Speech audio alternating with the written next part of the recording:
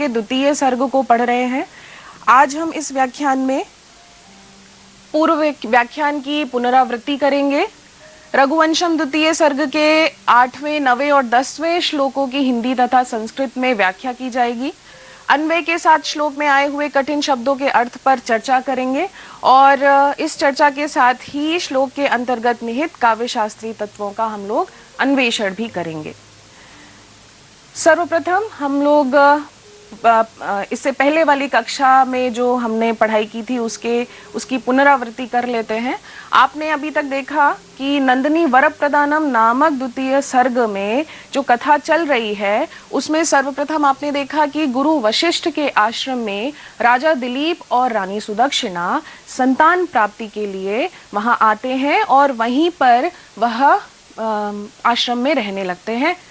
और ब्राह्म मुहूर्त में राजा दिलीप और रानी सुदक्षिणा उठ करके नंदिनी गो सेवा का जो कार्य उनको आचार्य वशिष्ठ ने दिया है वह प्रारंभ करते हैं और उसी विधि से सुदक्षिणा और दिलीप नंदिनी गाय की सेवा और अर्चना का प्रारंभ करते हैं।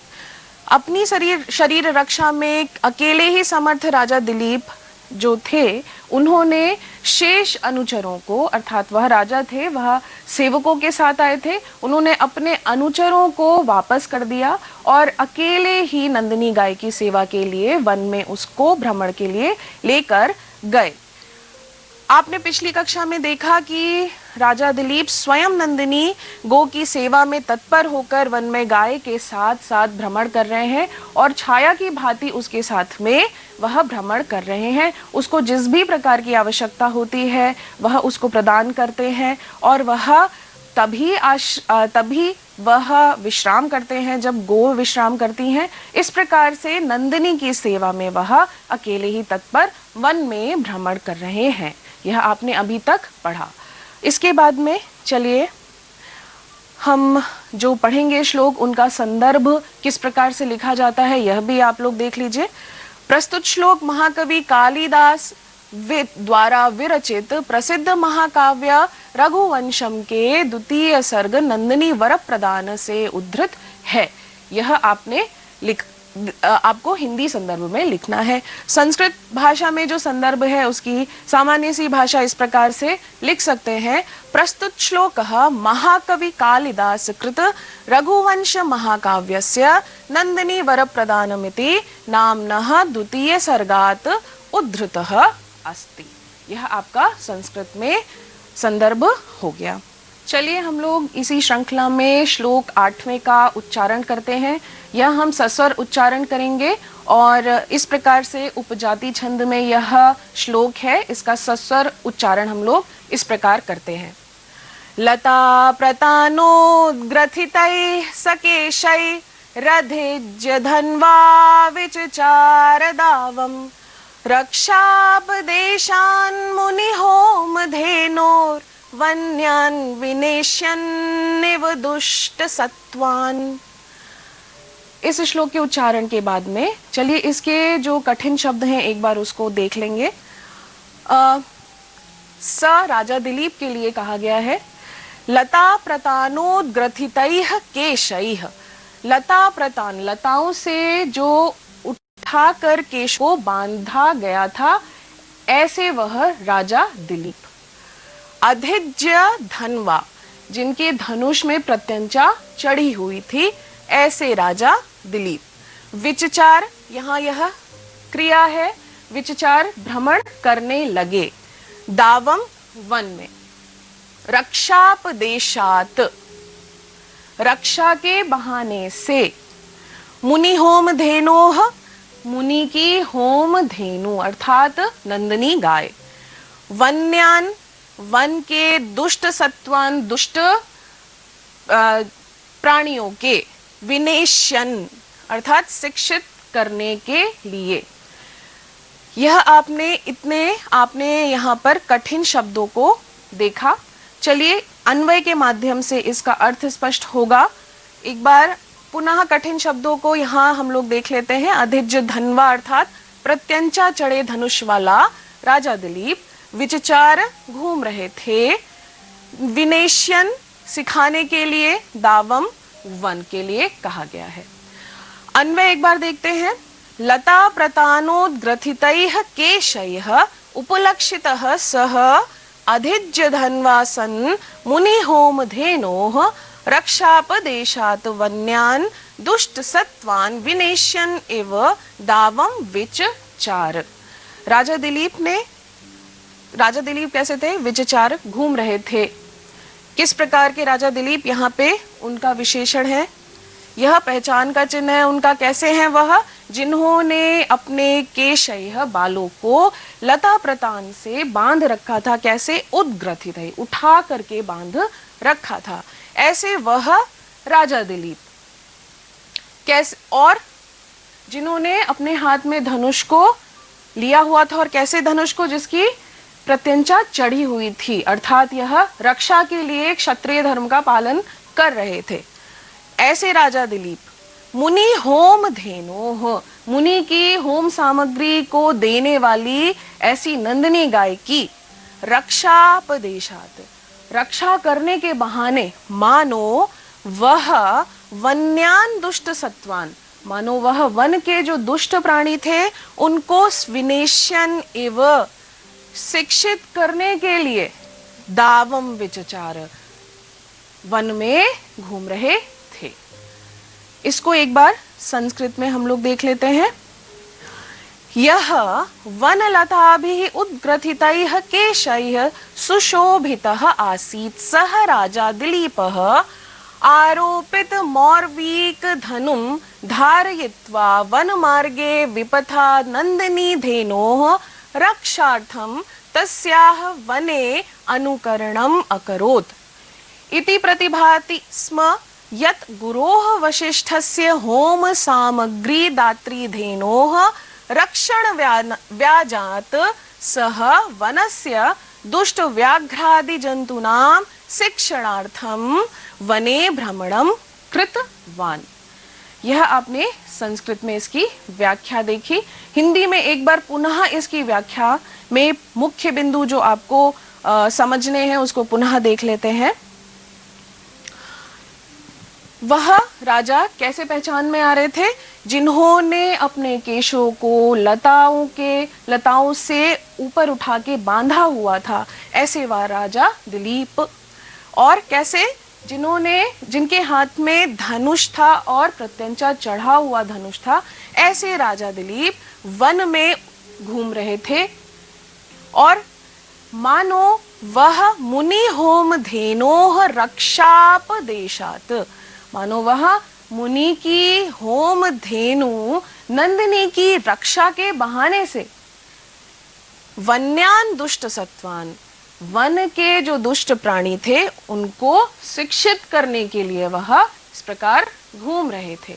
यहाँ पे बच्चों आपको मुख्य बिंदु यहाँ पर यह जो मानो उत्प्रेक्षा अलंकार का यहाँ उदाहरण है, यह आपको अच्छे से स्पष्ट करना है। वह गाय के पीछे उसकी रक्षा के लिए चल रहे थे और क्षत्रिय धर्म का यहाँ संकेत है, वह राजा हैं, वह न्याय व्यवस्था को देखने वाले हैं। तो यह जो गुण है राजा दिलीप में, यह यहाँ पे संकेत उसका किया जा रहा है कि वह गाय की रक्षा के बहाने मानो उस जंगल के दुष्ट प्राणियों को शिक्षित करने के लिए, अनुशासित करने के लिए ही वहां इस प्रकार से धनुष को चढ़ाए हुए घूम रहे थे। यह भाव आता है।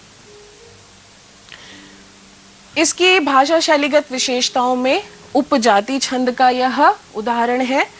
उत्प्रेक्षा अलंकार यहाँ पर है। उत्प्रेक्षा अलंकार में संभावना है, यहाँ उपमान और उपमेय में संभावना होती है। और यह जो उदाहरण है इसमें आपका विनेशन इव, विनेशन शिक्षित करने के लिए क्रिया के साथ में इव पद का प्रयोग हुआ है। तो यह उत्प्रेक्षा अलंकार का उदाहरण यह है। इसके बाद में व्याकरणात्मक टिप्पणी में आपने इत्थम भूत लक्षणे, यह तृतीय विभक्ति का सूत्र है। यहाँ पर उनका पहचान बताया जा रहा है कि ऐसे जिन्होंने केश को लता प्रतानों से ऊपर उठा के बांधा गया था, इसलिए इसमें तृतीय विभक्ति है। चलिए श्लोक 9 को हम लोग पुनः सस्वर वाचन किया जाता है इसका। विसृष्ट पार्श्वानुचरस्य तस्य पार्श्वद्रुमः पाशभृता समस्य उदीरयामासुरिवोन्मदाना मालोकशब्दं वयसां विरावैः। यह आपने सस्वर वाचन किया इसका। इसके प्रमुख कठिन शब्दों को एक बार यहाँ पढ़ेंगे। विसृष्ट जिसने लौटा दिया है, किसको? पार्श्व अनुचरस्य, अनुचरों को जिसने लौटा दिया है। पार्श्व द्रुमाः, पास के जो वृक्ष हैं। पाशभृता, यह वरुण के लिए कहा गया है, समस्य के समान। अभी सिर्फ आप कठिन शब्दों को देख रहे हैं। उदीर या मासुहु, बोलने लगे। एव उन्मदाम, उन्मदान नाम, उन्मादित होकर। आलोक शब्दम, जय शब्द को। वयसाम विरावैः, पक्षियों के शब्द के माध्यम से। यह आपने इसके कठिन शब्दों को यहाँ पर देखा। अन्वय के माध्यम से इसका जो अर्थ है वह स्पष्ट किया जाता है। विसृष्ट पार्श्वानुचरस्य पाशभृता समस्य तस्य पार्श्वद्रुमाः उन्मदानां वयसां विरावैः आलोक शब्दम उदीरयामासुः इव। यहाँ पर राजा दिलीप जिस प्रकार से भ्रमण कर रहे हैं, वन में किस प्रकार से उन राजा, रघुवंशीय राजा का स्वागत किया जा रहा है, यह इस श्लोक में दिखाई पड़ता है। यह राजा का विशेषण है, तस्य, राजा दिलीप के। कैसे थे वह? पाशभृता समस्य, जो वरुण के समान पराक्रमी राजा। और एक और विशेषण, जिन्होंने अपने अनुचरों को वापस लौटा दिया था, ऐसे उस राजा दिलीप के। पार्श्वद्रुमाः, जो वृक्ष थे, वह उन्मदानां वयसां विरावैः, उन्माद में जो वयसाम, पक्षियों के शब्दों से, कलरव के माध्यम से, मानो वह द्रुमाः, वन के जो वृक्ष थे, आलोक शब्दम, अर्थात जय शब्द का उदीरयामासुः, उच्चारण कर रहे थे। यह आपका एक सामान्य अर्थ इस श्लोक का आपने देखा। संस्कृत में इसकी व्याख्या किस प्रकार से लिखी जाएगी, यह आप देख लीजिए। पार्श्ववर्ती सेवकान् निषेधेन अपि यह वरुण सदृशः प्रभावशाली आसीत् तस्य राज्ञः दिलीपस्य समीपवर्तिनः वृक्षाः हर्षोन्मत्तानां पक्षिणां मधुरैः कूजनैः तस्य जय घोषम् अकुर्वन् इति प्रतिभाति स्म। इसको हम लोग पुनः एक बार व्याख्या के रूप में श्लोक को देखकर इसकी व्याख्या हम लोग करते हैं। ऐसे राजा दिलीप की इस श्लोक में आप ध्यान रखिए कि जो राजा दिलीप के पास के जो वृक्ष हैं, वह किसके माध्यम से उनकी जय जयकार कर रहे हैं, ऐसा प्रतिभासित हो रहा है। उन्मत्त पक्षियों के जो शब्द हैं, जो कलरव हैं, जो हर्ष में पक्षी बोलने लगे हैं, उस बोली के माध्यम से जो पास के वृक्ष हैं, मानो राजा दिलीप की जय जयकार कर रहे हो। यह कालिदास ने यहाँ वर्णन किया है। एक बार देखिए इसको। ऐसे राजा दिलीप जिसने विसृष्ट पार्श्वानुचरस्य, जिसने अपने अनुचरों को वापस कर दिया था, ऐसे राजा दिलीप के। और कैसे?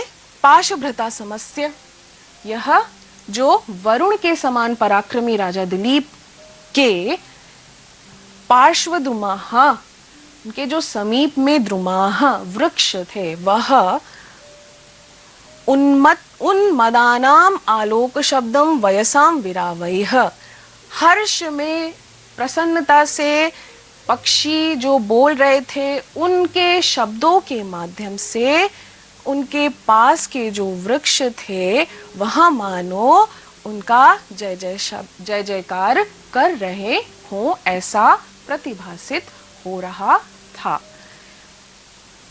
इसके बाद चलिए इसकी हम लोग भाषा और शैलीगत विशेषताएं देखते हैं। उपजाति छंद है, यह आपको लिखना है इसके काव्य सौंदर्य में। उत्प्रेक्षा अलंकार यहाँ पर भी है। यहाँ संभावना की जा रही है कि राजा जिस प्रकार से वन में भ्रमण कर रहे हैं तो जो वृक्ष हैं वो उनकी जय जयकार कर रहे हो। किसके माध्यम से?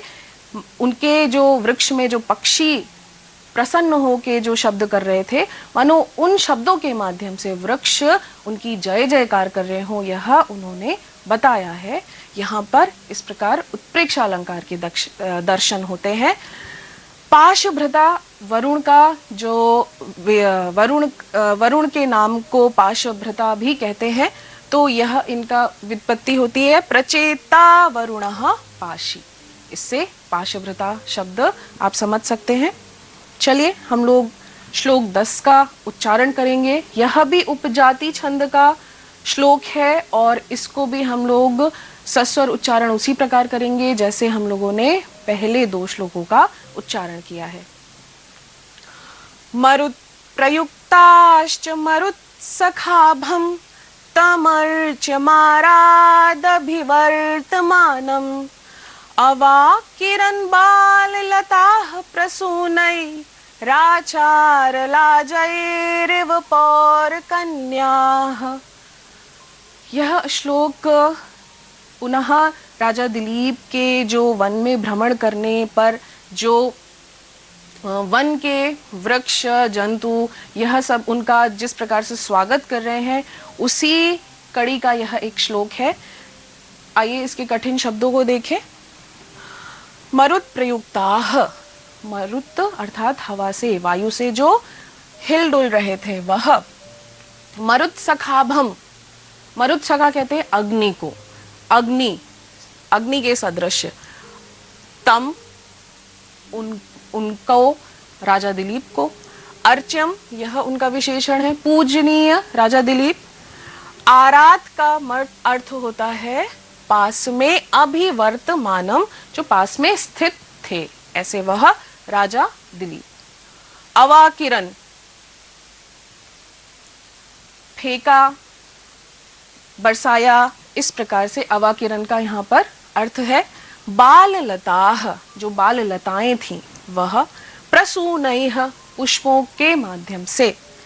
आचार लाजैः इव, मंगलार्थक जो धान को फेंका जाता है उसके समान। कौन फेंकता है? पौर कन्याः, नगर की जो कन्याएं होती हैं वह। यह आपने अलग अलग इसके कठिन शब्दों को देखा, इसके भाव को हम लोग अन्वय के माध्यम से समझेंगे। अवाकिरन, बरसाया। अभिवर्तमानम, स्थित, आरात, समीप में। ठीक है, देखते हैं हम लोग। मरुत् प्रयुक्ताः बाल लताः, जो वायु से कंपित बाल लताएं थीं। आरात अभिवर्तमानम, पास में जो स्थित थे, पास में जो खड़े हुए थे। मरुत् सखाभम अर्च्यम, यह 2 विशेषण। मरुत् सखाभम, अग्नि सदृश देदीप्यमान, जिनका तेज जो था वो अग्नि सदृश था, ऐसे राजा दिलीप। और कैसे? अर्च्यम, पूजनीय राजा दिलीप। उनको प्रसूनैः, अवाकिरन, उनके ऊपर प्रसूनैः अर्थात पुष्पों की, अवाकिरन वर्षा की, पुष्पों को फेंका, पुष्पों को बरसाया। कैसे बरसाया? यहाँ पे एक उपमा दी गई है। आचार लाजैः इव पौर कन्या, जिस प्रकार से नगर प्रवेश के समय पुर की कन्याएं राजा के ऊपर मंगलार्थक धान की वर्षा करती हैं, उसी प्रकार से राजा दिलीप के ऊपर वायु से कंपित जो लताएं थीं उन्होंने भी पुष्प वर्षा की। इसकी संस्कृत में व्याख्या किस प्रकार से लिखेंगे देखिए। वायु कंपिताः लताः समीपे एव स्थितस्य अग्निसदृश राज्ञः दिलीपस्य उपरि तथैव पुष्पवर्षा अकुर्वन् यथा नगरप्रवेश समये तस्य उपरि नगरवध्वः मंगलार्थक धानवर्षा निक्षिप्तवत्यः। यह आपने संस्कृत में इसकी व्याख्या देखी। पुनः एक बार हिंदी की व्याख्या हम लोग देखते हैं। किस किस बिंदुओं पर आपको यहाँ पर स्पष्ट तरीके से लिखना होगा। बाल लता, यह जो बाल लताओं ने प्रसूनों को बरसाकर अर्थात पुष्प को बरसाकर उसी प्रकार राजा दिलीप के ऊपर बरसाया पुष्पों को, जिस प्रकार से पौर कन्या जनपद की नगर की कन्याएं राजा के प्रवेश के समय उनके ऊपर धान इत्यादि मंगलार्थक वस्तुओं की वर्षा करती हैं। यह अर्थ स्पष्ट हो रहा है इस श्लोक के माध्यम से। यहाँ पर वन में किस प्रकार से पूजनीय, अर्चनीय और तेजवान पराक्रम से भरे हुए राजा दिलीप की किस प्रकार से सब स्वागत कर रहे हैं। पशु, पेड़ और बाल लताएं, यह आप इस क्रम में, इस श्लोक के क्रम में 8वें, 9वें और 10वें श्लोक में देख रहे हैं। यहाँ पर बाल लता किस प्रकार से पुष्प वर्षा कर रही हैं, यह आपको दिखाया गया है।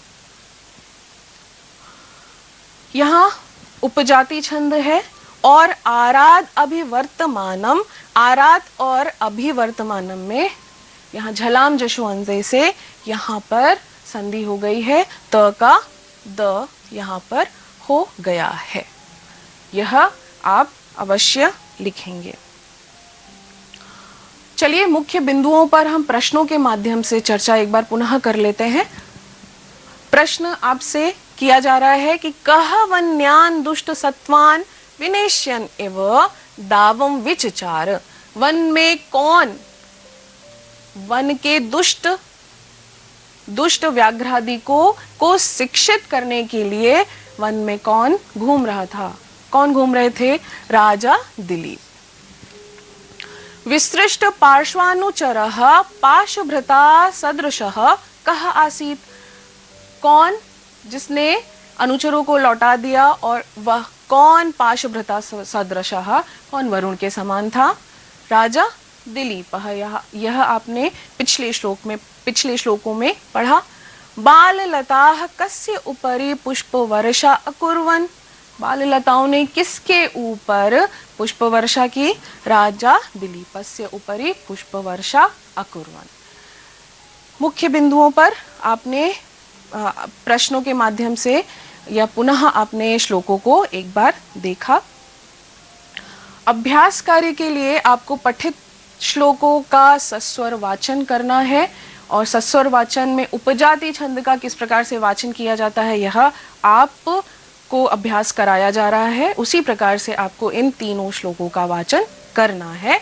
श्लोक 8, 9 और 10 की ससंदर्भ व्याख्या अपने शब्दों में लिखनी है, जिसमें आपको जो मुख्य बिंदुओं की चर्चा की गई है उन पर विशेष प्रकार से उसकी व्याख्या करनी है। उसको अवश्य लिखना है, स्पष्ट करना है उसका अर्थ। इसके बाद हम लोग यदि ऑनलाइन अभ्यास के लिए आपको प्रस्तुत अध्याय के संबंध में पाठ्य सामग्री तथा अभ्यास कार्य मानव संसाधन विकास मंत्रालय भारत सरकार द्वारा दीक्षा मोबाइल एप्लीकेशन पर भी उपलब्ध है। दीक्षा मोबाइल एप्लीकेशन को गूगल प्ले स्टोर और iOS से डाउनलोड किया जा सकता है और यह इस पाठ्यक्रम से संबंधित या इस कक्षा से संबंधित कोई शंका हो और स्पष्टता की आवश्यकता हो तो अपने शिक्षक से भी online e learning, WhatsApp, virtual classes में पूछकर समाधान किया जा सकता है। और यदि यह वीडियो आप किसी प्रकार देख नहीं पाए हैं तो उत्तर प्रदेश माध्यमिक शिक्षा विभाग के YouTube चैनल को सब्सक्राइब करके यह वीडियो आप पुनः देख सकते हैं। इस प्रकार से यह कक्षा 3 श्लोक के साथ में समाप्त होती है। हम लोग अगली कक्षा में पुनः मिलेंगे। धन्यवाद।